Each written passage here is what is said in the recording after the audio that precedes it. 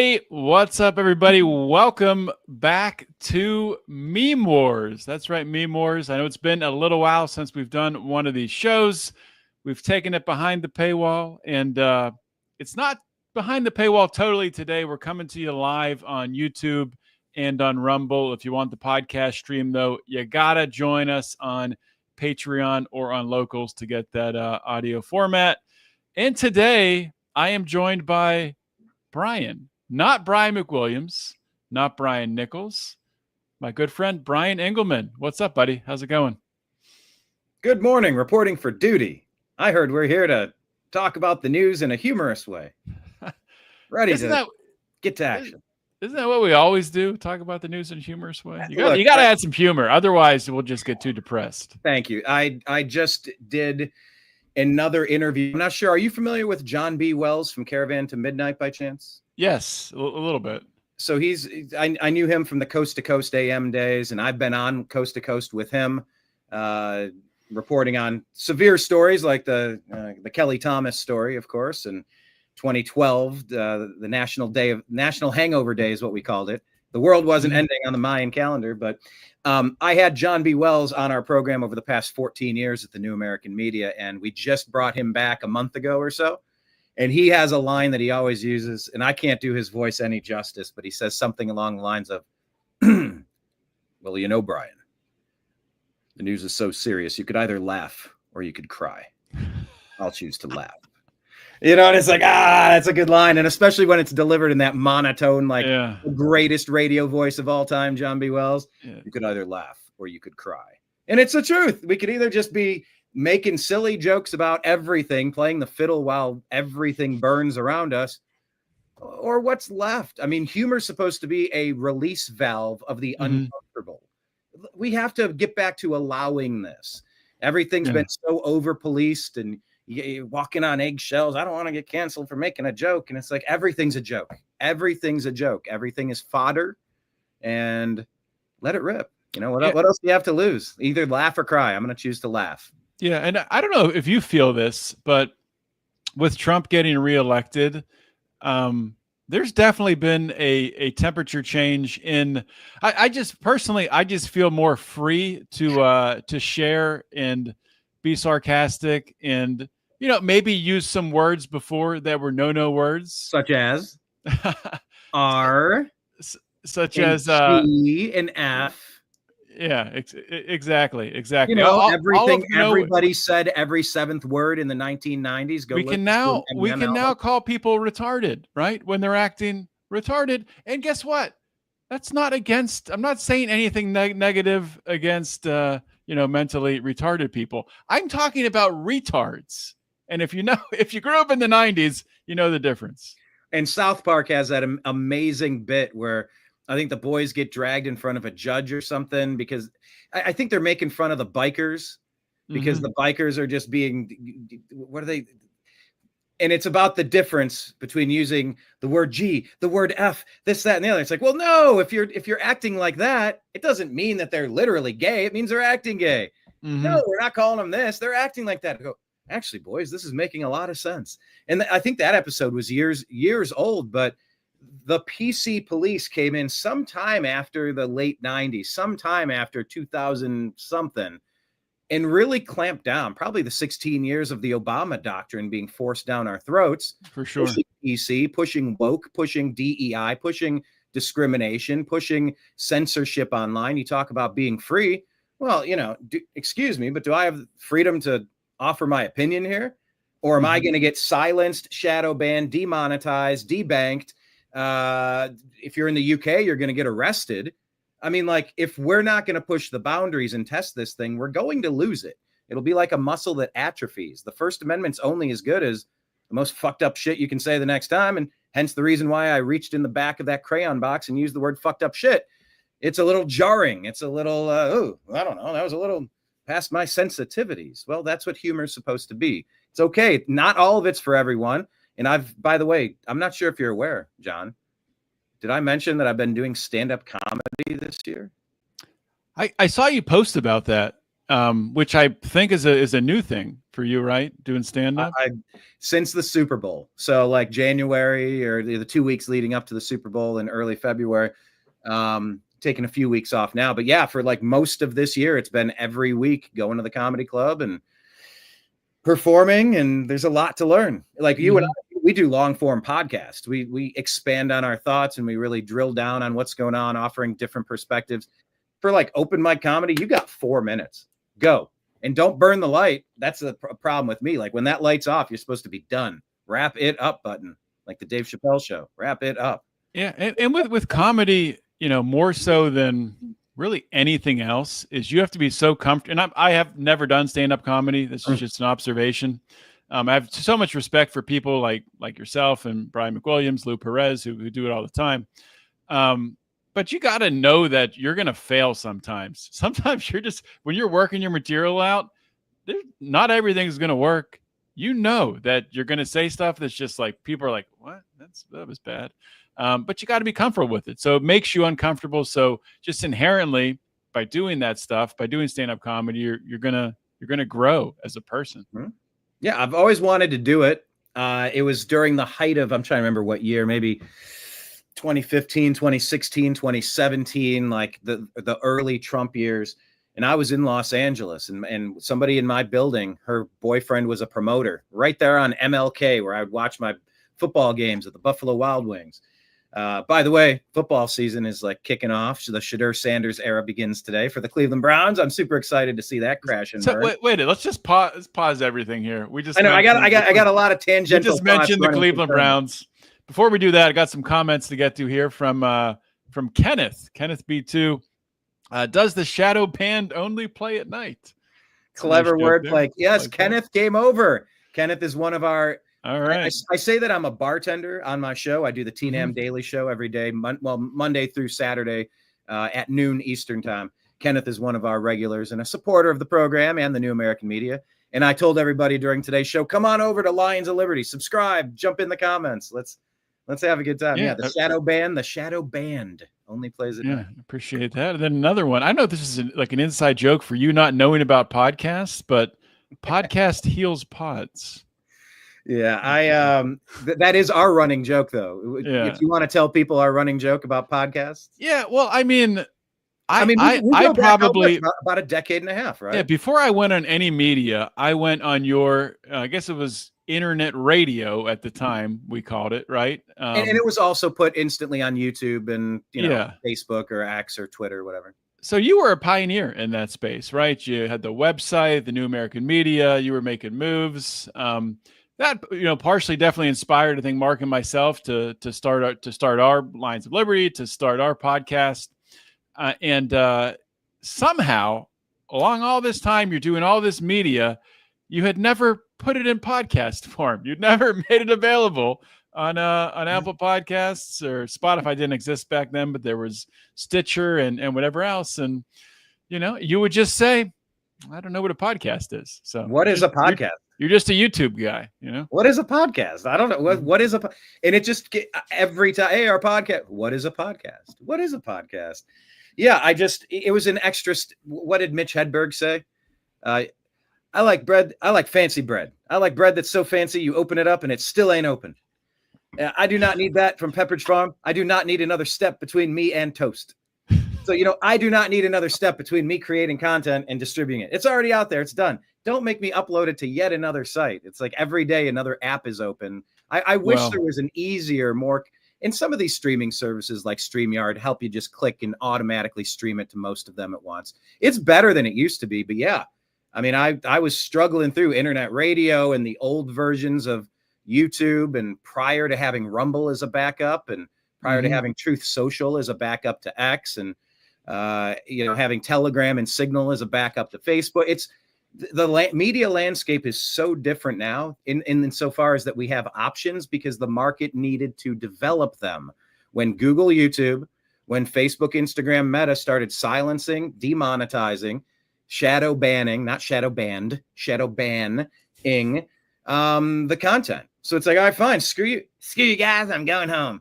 It's like, I'm going to take my ball and go to Rumble. I'll put my stuff on Odyssey. I'll put my stuff on my own podcast. And I guess for the most part, they mostly let you put your podcast up. I guess there's still some censorship on those platforms as well. But yeah, it goes back for a long time. I never downloaded a podcast. So I'd always ask, what's a podcast? Everything's on YouTube. Well, why are people? Yeah. And in hindsight, I should have been building on the podcast because Google is a trash company that ruined YouTube, censored me, demonetized me, and took away my ability to create the New American Media as one of the standard bearers of the past 14 years. Instead, they don't let people see our content. They don't let any of our videos get more than 150 views. Those interviews with John B. Wells would be in the 50,000, 100,000, easy. Every time we would do something, it was in the tens of thousands. Now it's like they go to, what do they call them? Not quantitative. I'm forgetting the terminology. They give it to qualified sources or predetermined. It's the fake news. Lying legacy media, ABC, CBS, NBC, Fox occasionally. I mean, they moved it away from where our videos used to get recommended on the side of the screen, and now they don't. They just want it to go to authoritative sources. That's what they said.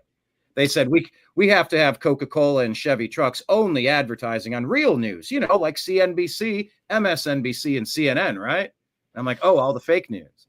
Yeah. So that's because they can safely advertise on them, right, with their pharmaceutical ads and all that good stuff. Kenneth chimes in again and says a podcast is the stars of a science fiction movie.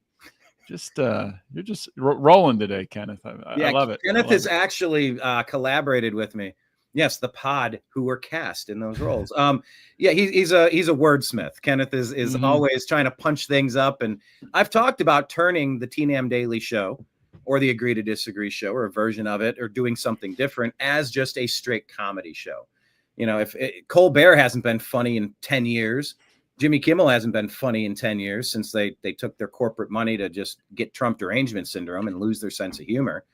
I think Gutfeld succeeding is sort of it's a canary in the coal mine. There's a thirst for humor as long as you're not a far left lunatic. Like for the common sense, conservative, libertarian leaning, constitutionalist. I don't know what you call just a normal person these days, but not a woke left progressive who's trying to destroy the world around them and replace them with nothing because they don't have any better ideas. Yeah. And I think that's one thing we're trying to do with our new show, Politics, with tick spelled like the blood-sucking insect. Oh, Kenneth would love that. Politics. Yeah. Oh, that's perfect. Yeah. So we have that show every other Friday. So not today, but next Friday, you can tune back into Lions of Liberty to hear Politics with myself, Brian McWilliams, Lou Perez, and Brian Nichols digging through all of the slimy scum of the political world and adding some comedy and some levity to it into your weekend. But before we move on, I do want to talk about Trump and what he's done with allegedly a secret. He is a secret memo or a secret executive order to use the military against drug cartels. Before we get to that, Cleveland Browns, circle back here. How many quarterbacks now are on the Cleveland Browns roster? Is it like 7, 8? Not enough. Is that fair? Can I just say not enough? Look, are they trying to get all the quarterbacks so other teams can't have quarterbacks, or what's it's like, look, if you can't get $1, you might as well have 10 tens, 10 dimes, right? 10 cents. Who was it? It was Shane Gillis. He hosted the ESPYs the other day. And oh God, one of my favorite jokes. It was so good. He says, Caitlin Clark. Hey, everybody give it up for Caitlin Clark. Yeah. Making a lot of moves out there in the WNBA. Caitlin Clark and I have a lot in common. We're both whites from the Midwest who have nailed a bunch of threes. God, that's such a well-constructed joke. Yeah, right? That's very good. But it's thinking of a bunch of threes. I'm thinking of, well, if we can't have a quarterback that's 100 on Madden, what if we have 10 quarterbacks that are a 10? Surely we'll win that way, right? No, they say when you have 2 quarterbacks, you have none. But the situation in Cleveland is this. We brought back an old man, Joe Flacco. He's good. He's better than I gave him credit for when he was in Baltimore. He's older. He may be injury prone, this, that, and the other, but I think Jerry Jeudy's a legitimate wide receiver. I think we watched both Amari Cooper and Jerry Jeudy shine under Jameis Winston and Joe Flacco over the past couple of years. the Deshaun Watson experiment has been an absolute abject failure. I'm team Baker Mayfield. We should have signed him and kept him. Yeah, absolutely should have.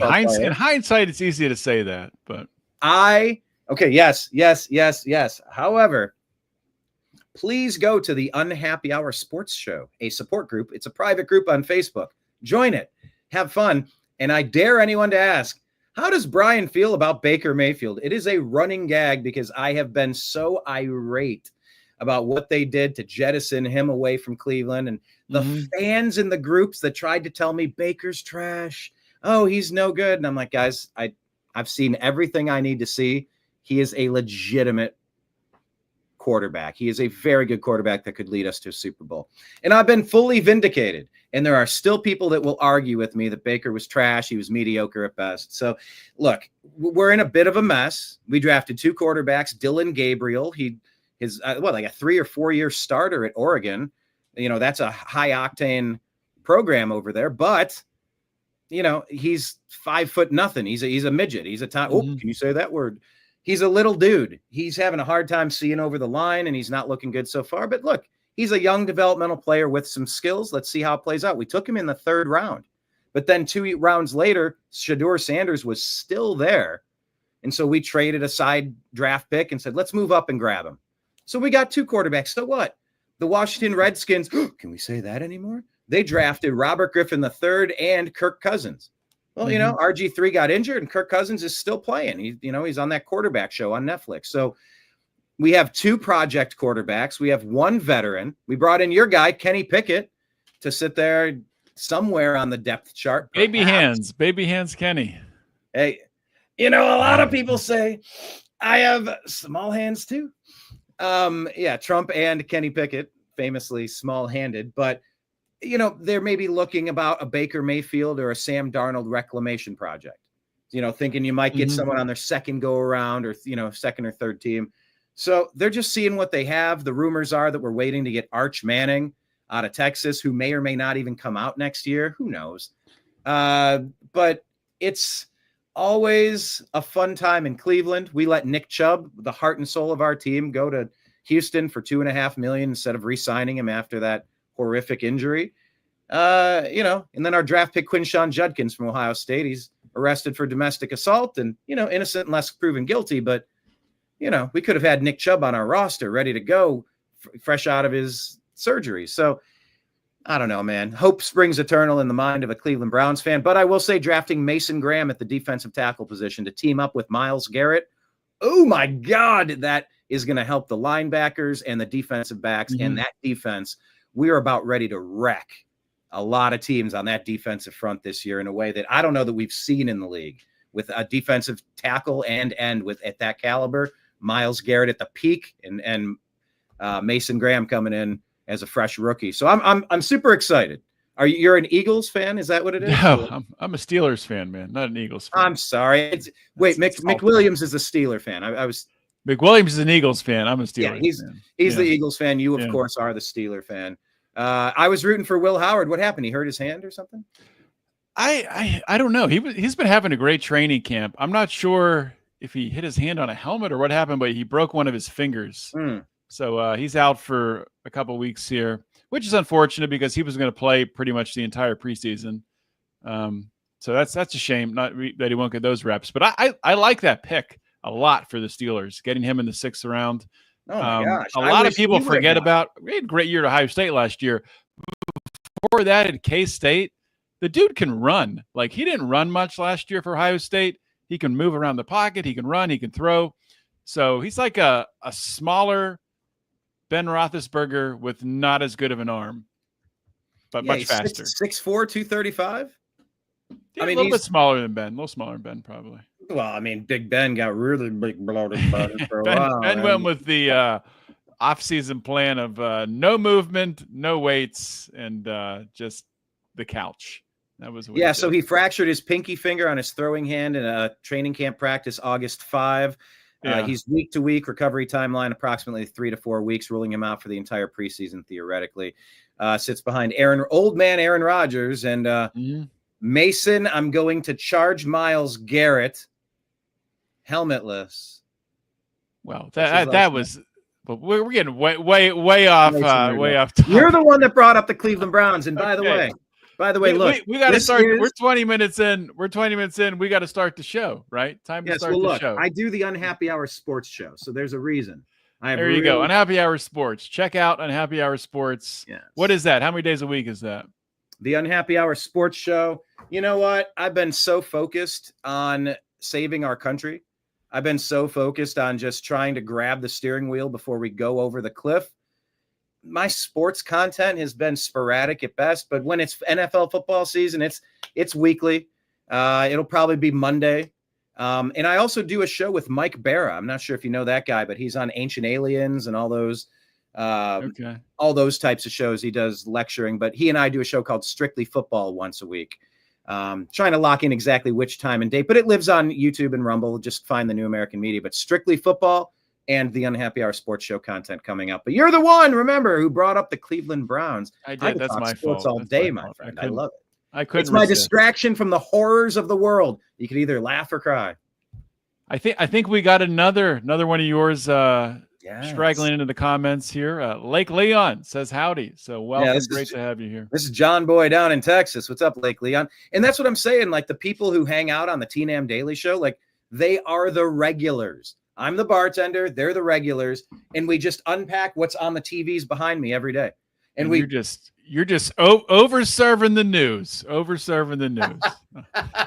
Oh, that's a good way to put it. Over serving the news. I'm going to work with that phraseology. There you go.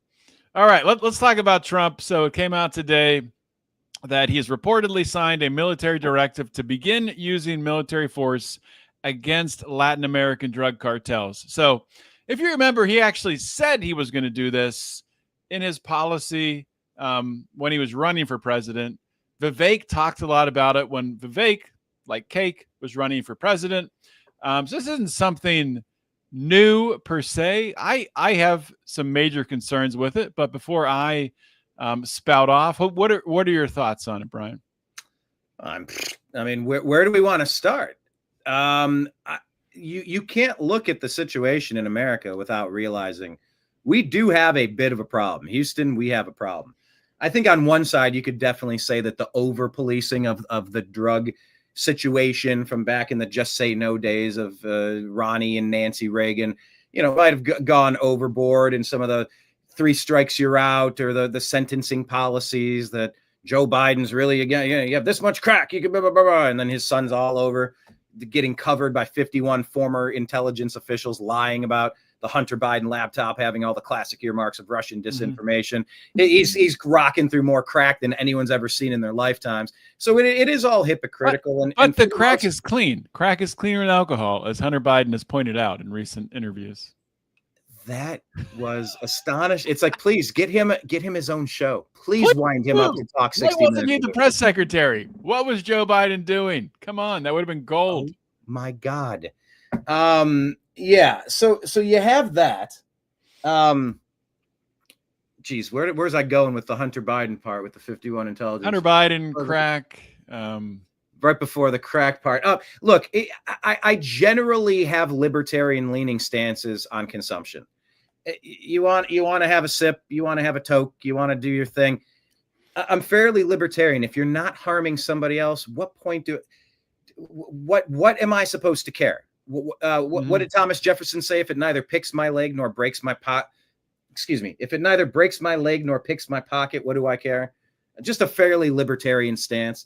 But there's a problem. There's a huge drug problem with the zombies, the brain dead zombies, in our great American cities and really a lot of places. It's invaded all over, and you can't ignore the CIA deep state drug running profit centers that have been at the center of this problem from day one. I'm not sure how you unscramble those eggs. So there's a lot to unpack, but we have a major problem. And it's not so much just about people, catching their buzz or helping themselves focus on a microdose or a toke, or so they take the edge off with a glass of wine. Everybody's got their thing. That's fine. I don't really care about that. But when the stuff coming in is killing our citizens with fentanyl, that's a problem. And I think if you just watch Breaking Bad or, Brian, that's a show. That's not that's not real life. I know.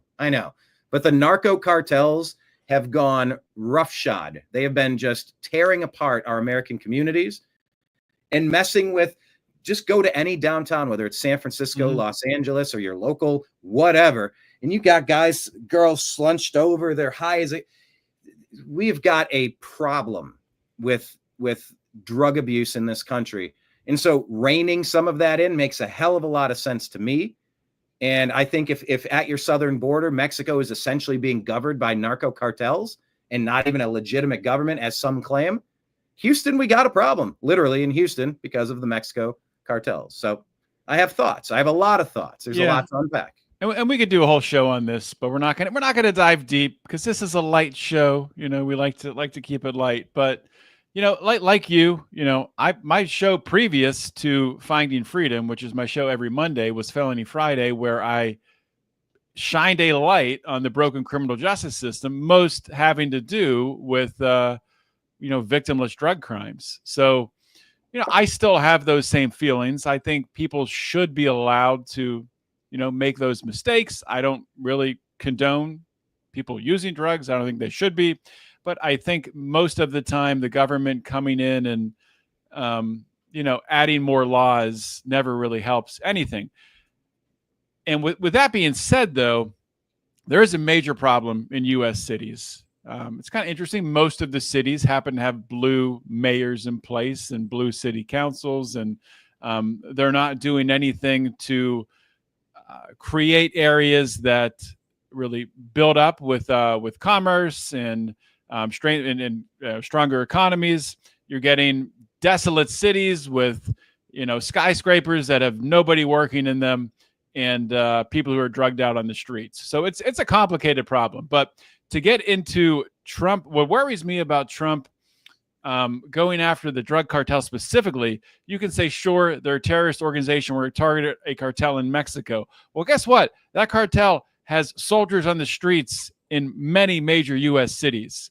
And what concerns me about that is you start targeting them in Mexico. What happens in these U.S. cities with these cartel members? Are there kidnappings? Do people disappear? Do things start exploding?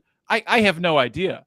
That's my major concern when I look at this from like a risk mitigation strategy. So how do you address this problem, reduce the obvious drug problem in our cities, the walking zombies, without lighting the cities on fire? That's my concern. All right. Well, a lot to unpack there. Yes, the people who are strung out need to get some help. We need to find a legal framework to get these people some help. What these organizations have done supposedly to benefit people and protect civil liberties has also led to this. What's that? Nukem. That's what Lake Leon says. Nukem. Nukem. Yes. Look, it's led to big problems. I think we need to bring back some of these major treatment centers, and the people that are. I think 95% of the problems are usually caused by about 5% of the people. Math might be a little off, but once you start bringing these people to treatment centers, arresting the ones that are committing crimes, getting them into treatment, insane asylums, bringing those back. I think Trump signed something about that recently as well. Yeah. Although the insane asylums, they're jettisoning their own dead weight. You see Stephen Colbert leaving. You see rumors of The View, but I think that was rumors of their demise were a little bit premature. But you're seeing Howard Stern leaving. Mm-hmm. We think Jimmy Kimmel might be next. Ear to the train track, rumblings down the road. But look, as far as what you said there, I think you had a great point. I put my finger up. I'm like, no, Brian, don't interrupt. Be a good guest. Be a good guest. That's hard for me the way that I'm wired because I just want to speak and blurt, but I try to jot notes down. I think the United States has been invaded in a hostile maneuver.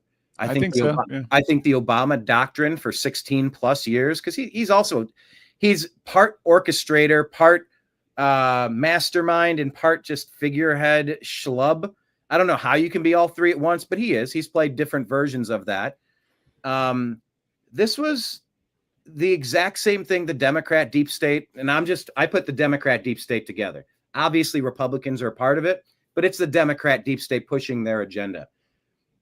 This has been another example of the Democrat deep state accusing others and complaining about what other people have done while they're doing the exact same thing except worse. So what I see globally with whether it's Soros, I call it the Obama doctrine.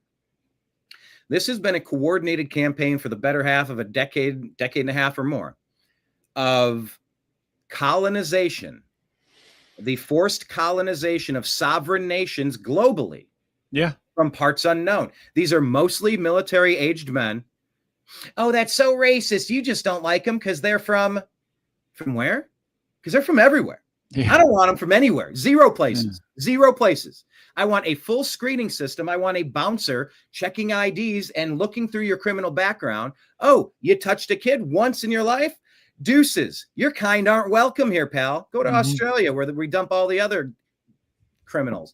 But I think there's a situation where America has been invaded. Look at Europe, Spain, Italy, Germany, Switzerland. Seriously, go through every country in the EU. They've been invaded. And now little communities are being overtaken. Some of those are Islamo-fascists. Some of those are, there's different sects, different reason, but military-aged men from China. We have Chinese sleeper cells pre-positioned across America, waiting for the go, waiting for the signal, waiting to who knows what, because we didn't check them. We have no idea what ties they have to the CCP. We have no idea the radical Islamists that came in from the Middle East and Northern Africa. No idea the fundamentals from either Russia or Ukraine with an axe to grind over the U.S. funding all of that action over there for 2 years because of Victoria Nuland, Barack Hussein Obama, and Joe Biden since 2014 when we, the United States, overthrew Yanukovych and propped up a comedian puppet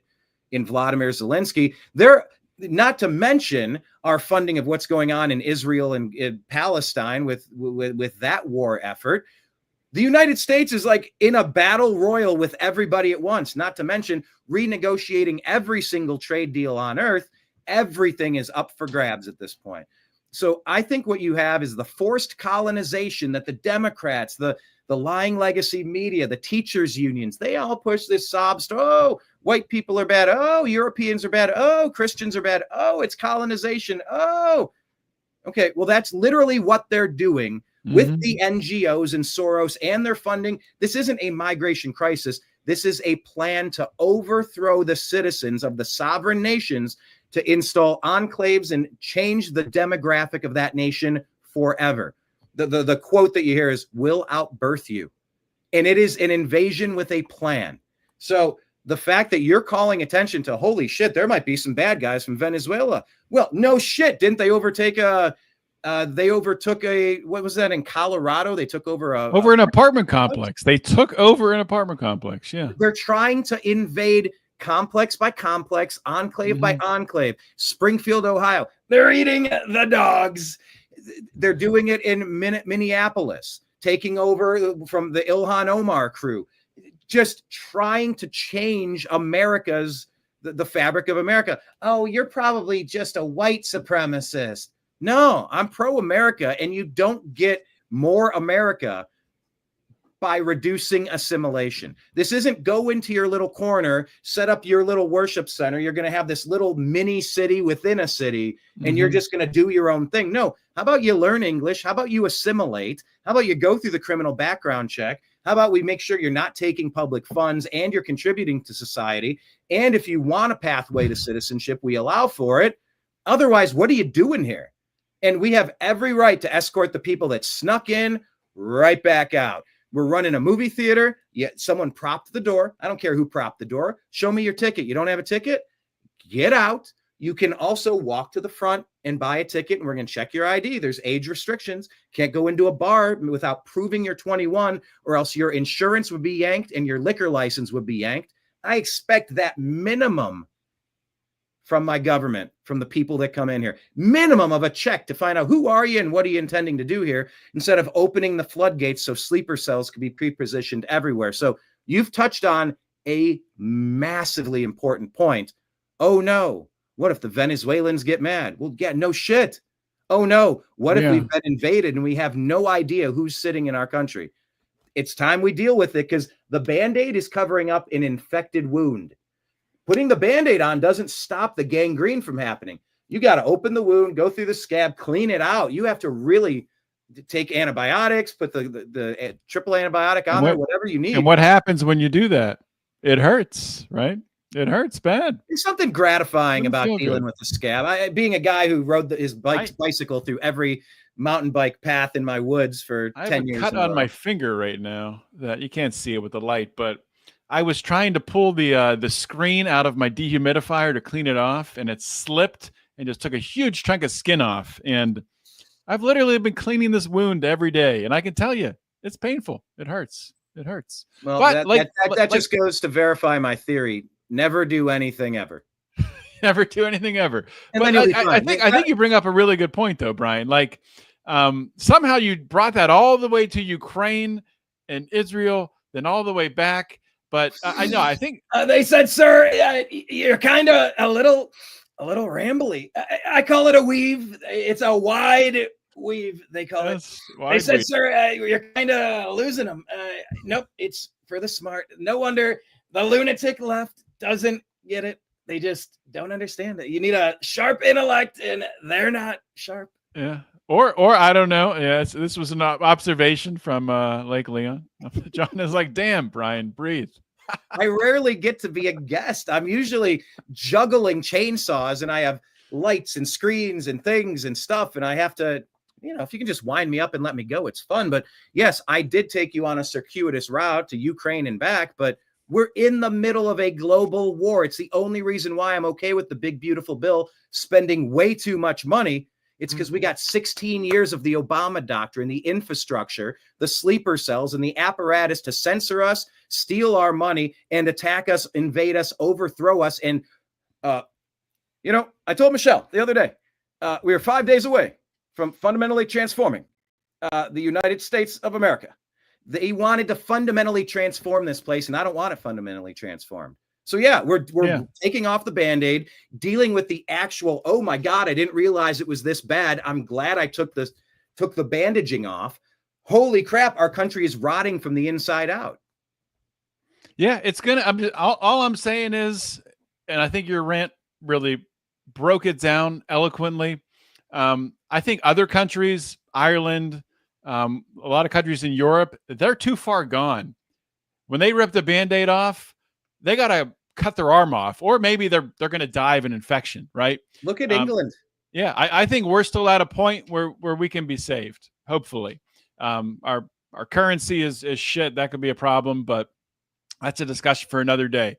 Let's pivot now and talk about our previous president, the one and only Joe Biden.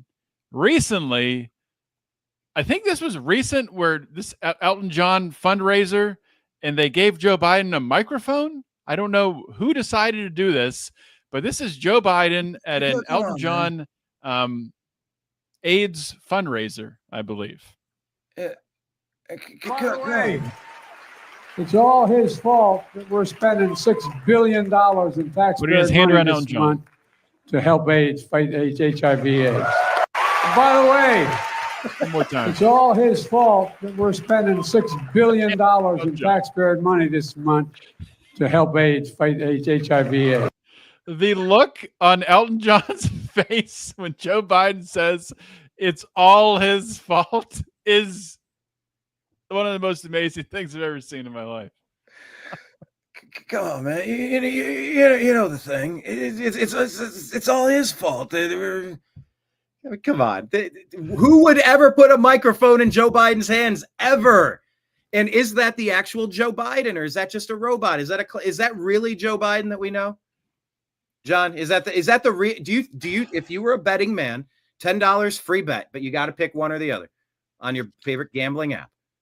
We are so blessed or unblessed with the same Joe Biden we've had since the 80s, or not. I think I'm a probabilities guy, so I think there is a fair chance being between 20 and 40% that is a different Joe Biden than the 80s and 90s. he's a changed Joe Biden, either through drugs or something happened with his brain, or I'm not even sure. But you start getting, it's hard to find, because you can see some differences in the face and the ears and things like that. And I've seen people do comparisons side by side, but strikingly the same mostly. And it's hard to find people that look that much the same. So that's what kind of makes me, not think it's actually two different people. No, come on, man. You know the thing. I'm still the same Joe I've always been. Only thing changed is my diaper. Has it been changed? What a joke. Do you think history is going to look back at Joe Biden as an installed puppet? Do you think it's going to come out that the grand conspiracy reveals everything that many people have been suspecting and you've been not allowed to discuss for 5 years, almost like we're living inside of George Orwell's 1984? History is going to be interesting going forward, because history is going to be written by artificial intelligence. And artificial intelligence, what AI outputs, has a lot to do with the source that it pulls from. So what's the source? Is the source coming from the mainstream news, the mainstream narrative, your CBS, ABC, CNN? Is it coming from that? Is it coming from, what journalists, what historians? Is it coming from academia? So it's going to matter on the source. It's going to matter who's in charge. Is JD Vance going to win election after Donald Trump? Is he going to serve 2 terms back to back, or are we going to start to fall apart as a country? Not to say it's at the fault entirely of Donald Trump or JD Vance, but maybe we just got to this point where this country, with the debt, it's such a load, we're just not able to function anymore with a failing currency. I don't know. I don't know what history is going to say, but I will have an opinion on it at the end of it, and that'll be my history. If I could just add one extra point, I would say that before you coronate JD Vance, I'd like to put another Kennedy into the White House if I get a vote. I'll be okay with RFK Jr. I just wanted the people out there to think about that. We don't want to go too far down that road without considering Bobby, right? Yeah. Thank you, Bobby. And I'd like to thank Bobby Kennedy for coming on the show today. Wasn't invited, just showed up. But my pleasure. I do think Bobby's done out of all of the Trump second term, I think Bobby Kennedy is at the top right now for doing the best job. I've been very happy with what he's been able to do with Maha. I would like more action against the vaccine, but I know it's Trump's vaccine. It's Trump's, Operation Warp Speed. So I don't think anything will ever happen with that. It's sort of Trump's. It's sort of mostly Fauci's. I mean, like they had it. Trump would have to shift the labeling though to Fauci, which he hasn't done. Yeah. History is going to be dependent upon who writes it. Who controls the past now controls the future. Who controls the future now controls the past. It's a Rage Against the Machine song. Now testify. It's constantly how we've had to navigate this stuff. I'm hopeful that this is all going to be resolved. As you know, I was there on January 6th, 4 years ago, filming a Man on the Street documentary and filming the moment that the crowd was pushed back by the stormtroopers there at the Capitol. And you didn't get arrested. So it's good. Exactly. So, wait, are you with the CIA? Wait a minute. Abort. Pull a Margaret Sanger. No, I'm a journalist. I'm allowed to go journaling, I know they weaponized everything. I know they tried to frame Trump for insurrection. You need to get a t-shirt that says, I'm just journaling. Just journaling. Something like that. But I was just there to document what was happening. I wasn't participating. Although I was also there full circle. I don't know if you saw that video, but I was at the DC Correctional Center. They call it the DC Gulag. The day that the J6 prisoners were released over there. It was the day after Inauguration Day this year in January. And I interviewed Stuart Rhodes again. He's been on my show 2, 3, 4 times. And he had just been released for seditious conspiracy.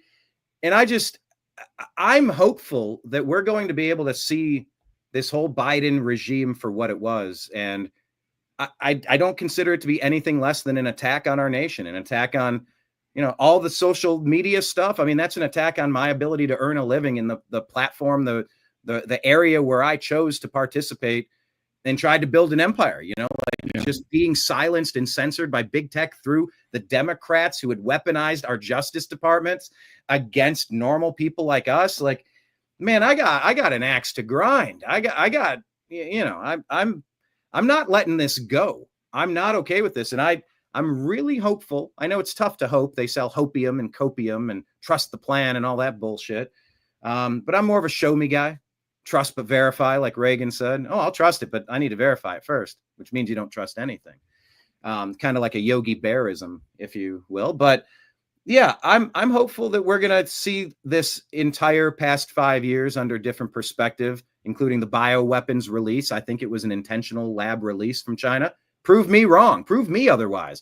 I don't think we get to say it's an accidental lab leak. They haven't earned the right to claim that was accidental or leaked. I'm going to permanently assume it was an intentional release that could be weaponized for a multitude of reasons. Prove me wrong. So there's a lot of justice I am craving from the past 5 years. And, Bobby Kennedy was a great appointment to sort out the HHS division. I think Tulsi Gabbard's been very good at DNI, Director of National Intelligence. Even Rubio's been solid as Secretary of State. If you don't have to be okay with what he's doing, but he's doing what he's doing fairly well. For the most part, Epstein aside, it feels like a pretty competent administration. We'll get to Epstein. Oh, there's so much there, and it's really Trump's lowlight. We'll get to that in a minute, but let's get through some comments here first. Kenneth says insurrection and diarrhea. Not sure what he's getting at there, but Well, maybe like incontinence or what's probably yeah. Upset stomach, indigestion. And we got indigestion, diarrhea. It's the Pepto-Bismol song. Oh yeah. You see, Kenneth, he's just that's he's right. Yeah, I'm used to it. Very Kenneth witty. has been a regular. Yeah. Kenneth, how long have you been a regular? He's been he's not a Patreon guy, but he's a tip jar guy. And so we appreciate that support. But we love having him around because he's always telling jokes and clever wordplay. Oh, these are moving on me. I was trying to get, we had a compliment from Liberty Lion. I'm not sure if that's one of yours or if we have a Liberty Lion follower here on Lions of Liberty who maybe I haven't seen before, but that was a good Kennedy impression.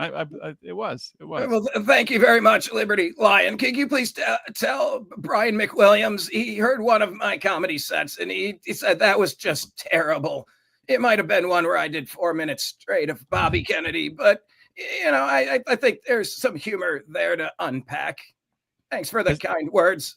Does that hurt doing that impression? It looks like it's painful. Fuck yeah, it does. It's like right here in the diaphragm. I'm wearing my Wild Thing shirt for Cleveland. Nice. But it's like at the diaphragm in between the middle ribs.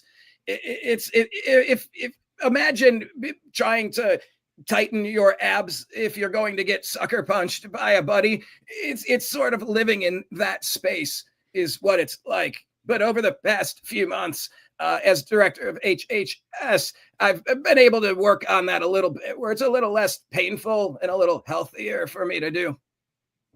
Well, we're just glad that you're still able to talk. That's I like this comment from Kenneth.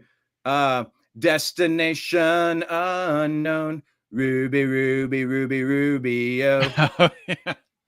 That's a good one. My band used to cover that song. Yeah. See, I didn't even pick up on that. Yeah, it's like good. I said. Well, Kenneth, we're simpatico. I'm so used to like where he's going with his jokes. Like, that's not a knock on you, but I know it's like no, it can be a knock on me.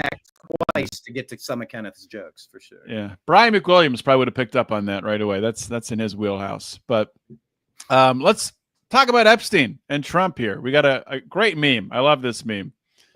Sydney Sweeney. Is that Sydney Sweeney? Oh, no. That's Donald Trump in the Sydney Sweeney pose saying, are you still talking about Jeffrey Epstein? Are you?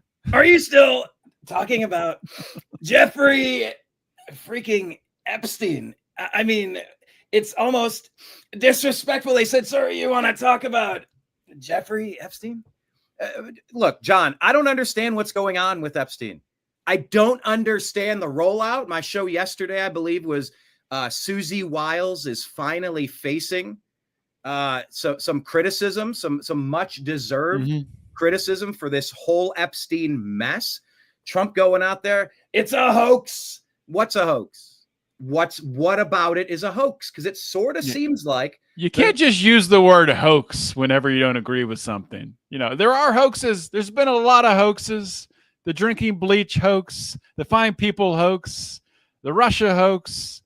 This Jeffrey Epstein thing, not a hoax, not a hoax. But we're not, the messaging is wrong.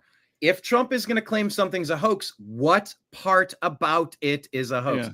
It's a hoax that anyone had anything to do with his untimely demise. Okay, well, if that's the case, then say that. It's a hoax what the Biden administration left inside of the Epstein documents, because it's all full of fake shit that wasn't there 4 years ago. And they put fake stories in here to try to take my administration down. Say that. It's a hoax that it's a Mossad Israel honeypot program that goes back to gun running for Iran-Contra in the 1980s with Epstein. That's a hoax. What about it is a hoax? That they had cameras in every room and they were building dossiers on everyone? Say that was the hoax, and it's being misreported. He was a guy and he was a creep, and a lot of people knew him and whatever, but it wasn't this whole elaborate blackmail ring like you say that. Fucking tell us. Look, when we say give us the Epstein list, we want the bullet points. We want the brass tacks. Yeah, there is no list. Who, what, where, when, why? What is the case about? Or, as they said in Florida, he belongs to intelligence. Back off. So what? We're talking like Chuck Schumer? You have 6 ways a Sunday of the intelligence agencies getting back at you. Chuck Schumer saying it's not really smart what Trump is doing, going back at them. Saying that our nation's been overthrown by a corrupt deep state. Notice Chuck Schumer silent on the whole Epstein thing. You would think Chuck Schumer would be speaking out like all the Democrats are doing, saying, release the files, release the files. Nothing from Chuck. Nothing. What would Chuck Schumer's wife think? Yeah. Have you seen Chuck Schumer's wife? I kind of, she's very manly looking, right? Yeah, that part. Yeah. And look, here's the other side of it. There's so many sides to this story. The frustration of you had one job to keep this dirtbag alive. You either allowed him to off himself or you offed him, or you snuck him out. And he's dishing up all the dirt for 4 years, building a perfect dossier to take down the entire network. And when Bongino says, I've been shaken to my core with this stuff, but trust me, we're working on things I can't talk to you about. He's almost saying, trust the plan. And you're like, I don't want to trust the plan. I want perp walks. I want CNN there at 3 a.m. when you leave Roger Stone out in his pajamas. When you force Bannon to go to jail. Fuck you. Get the perp walks already. And if you're going to be barking and hinting at going after Obama, Clapper, Brennan, Comey, all of them, you shouldn't let them have extra time to sit around and plot a way to go butler you. If you're going to say, I'm coming after you for treason, then motherfucker, go get them. You're letting the most dangerous, violent sociopaths have extra time to plot and strategize a follow-up. I don't like it. Yeah, they shouldn't. Get them. You got Trump for nothing. You could go get them for something. Every one of them. Oh, you can't get Obama. That would cause strife. The fuck you think it did when you raided President Trump's home at Mar-a-Lago and messed with his wife's underwear drawer? What do you think was going to happen when you framed him with 94 bullshit charges to keep him out of the race? What did you think was going to happen when you tried to off him at a golf course in Florida and tried to off him at a rally in Butler, Pennsylvania? Oh, no, we better walk on eggshells and hope we don't. To reference what you said earlier about we don't want to upset the Venezuelans who are here in America. What if somebody? Well, that's not a direct quote. Not a direct quote, Brian. That's not exactly what I said, but yeah. I know I'm taking a little bit of a liberty there. Pardon the pun with Lions. We don't want to upset the Venezuelans. But I mean, it's the same thing. What? Oh no! What if we upset the main architects of sedition, treason, the coup that's been a 9-year ongoing RICO disaster for the deep state? No, go get them. Go get them now. I say this all the time on the TNAM Daily Show. there's that scene in Good Will Hunting where Ben Affleck looks at Will and he's like, my favorite part of, I don't do a Boston accent. I got to work on it. It's wicked, not awesome. But he says, my favorite part of the day is when I pull up here and I honk the horn, and it's that 40 seconds or so before you come out the door. Because I hope that maybe this day is the day you don't come out that door. You stop wasting your time with a schlub like me, and you end up going out there and living up to your potential. I dream of every day when I wake up, and eventually I try not to get on my phone immediately, but it's tough when I'm turning off an alarm on my phone.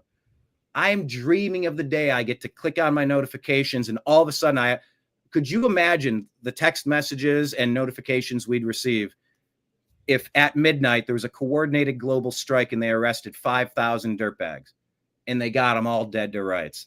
And this has been a growing RICO conspiracy situation globally. I dream of that day, but in the meantime, I'm not going to trust a plan that may not exist. No, thank you.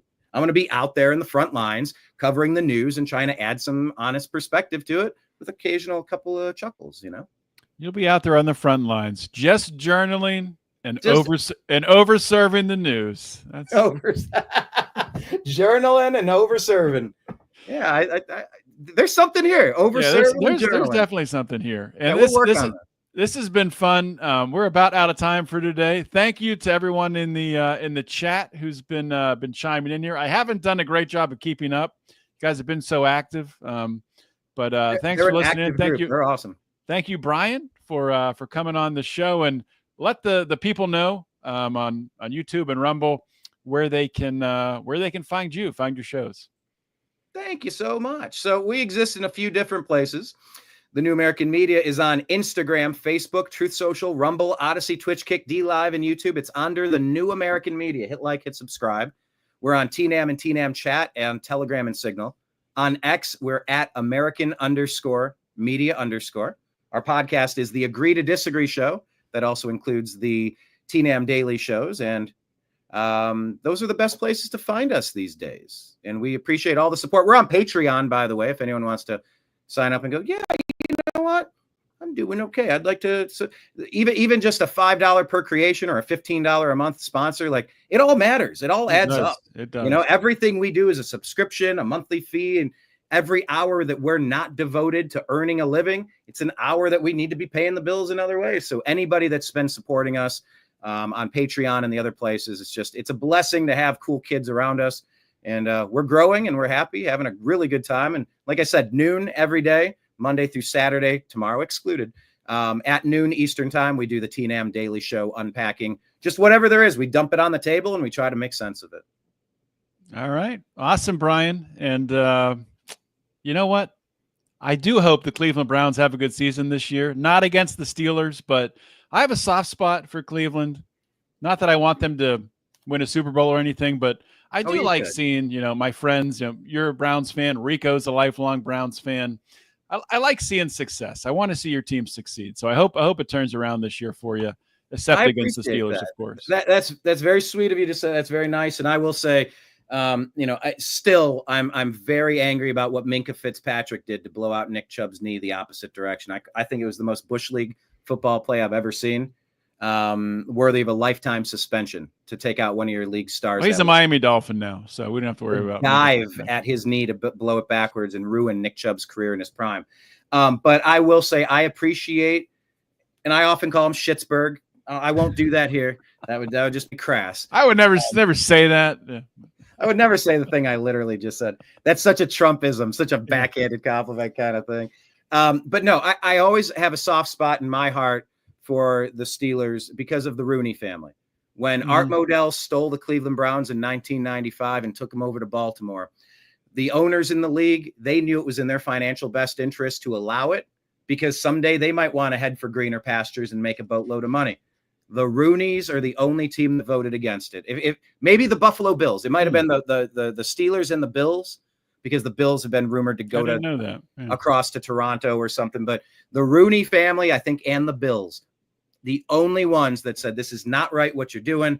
We're this far away from each other. We have a storied rivalry. It's not right to take them away. You shouldn't be doing like they were the only ones. So I appreciate the Steeler ownership group of the Rooney family for that point. That's about all I can give you. Yeah. Plus, I'll root for Will Howard because I drafted him in my Dynasty Football League, and I'm a Buckeye fan, defending the national championship. Number 1 versus number 2 to start the college football season at noon. How crazy is that? I'm super excited.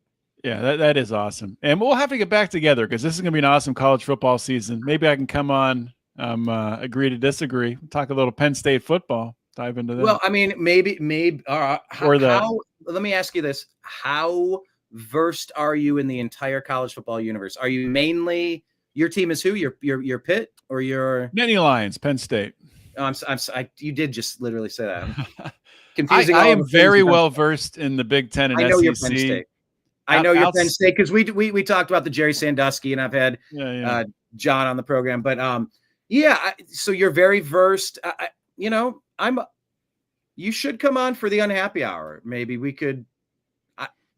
Let's talk. Let's continue the chat because I do a weekly NFL show that maybe dances into a couple college storylines. Mm-hmm. But maybe there's room to do a Big Ten show or, a Buckeye and a Nittany Lion, whatever the hell that is, could get together and talk football. I always look up, what the hell is a Nittany? It's like a mountain lion, like a mountain lion. Right, like a mountain, but more fierce. What the hell's a Buckeye? I don't know. We got a nut on our head. It's a little weird, but So to be continued. We should talk more football. Maybe something Big Ten related. Maybe something reoccurring. I'm open to. I've got ideas. So you let me know. All right, man. Let's talk. All right, guys. Well, this is it for today's show. Everyone have a great weekend. Thank you to Brian Engelman for coming on the show. From John Odermatt from the Lions of Liberty, we wish you all an awesome weekend, and we'll see y'all next week.